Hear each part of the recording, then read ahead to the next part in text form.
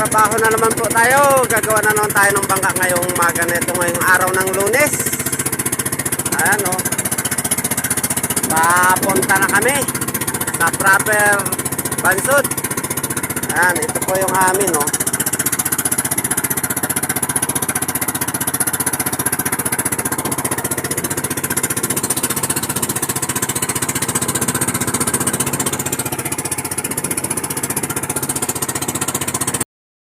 Guys, medyo payari na kami magparka sa ibaba. Kalahati na yung aming naparkahan at masama yung panahon, no, naulan. Kung napapansin nyo, naulan, no. At puputulin na yan pagtapos namin parkahan yung ibabaw lahat. At yan, no, nakatapos na kami magparka kabilaan na yan. At pinapabaklas ko doon sa aking helper yung nakuha na nung timon para magawa na namin yung ibabaw na yun. Tatalapian muna namin, tapos kakamarutihan na. Huhuli ko na ito, huli na yung dugsong. At yun yung pandugsong na baol niya, oh. Yun yung pandugsong santol. Ang adugsong natin dyan 8 feet. Tsaka yun na yung pangroda, yung medyo mapula-pula na yun, ma-orange-orange. Yun yung ating, at ang gamit ko pa rin na epoxy Pioneer po.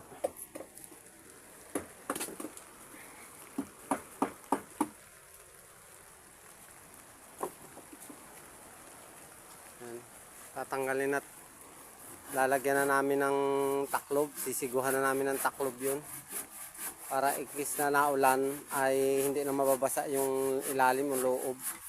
Ayan, update ko lagi kayo sa aking mga ginagawa. Nakatapos na dito. Medyo natagalan kami dito sa istinere at makapal nga yung plywood, media. Ayan, kaya ito, bukas namin ito tatalapian, nalagyan na rin namin bukas, kabilaan. Ito naman, at hapon na rin mag-aalangan na, alas 2:30 na.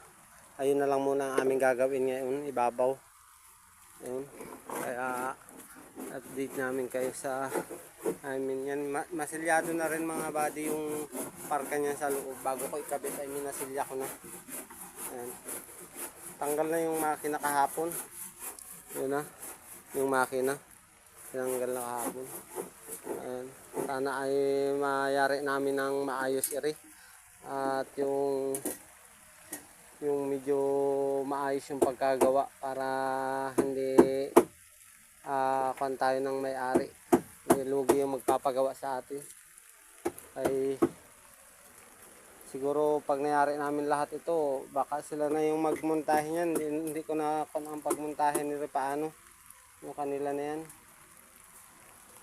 Basta yung akin bubuuhin ko lang lahat ere.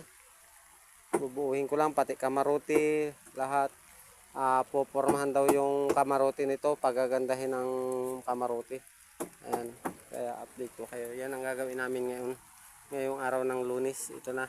At ito yung ginawa namin ngayong araw na ito, yung hulihan na yan. Ito at nakabit na namin to nung Biyernes ng umaga.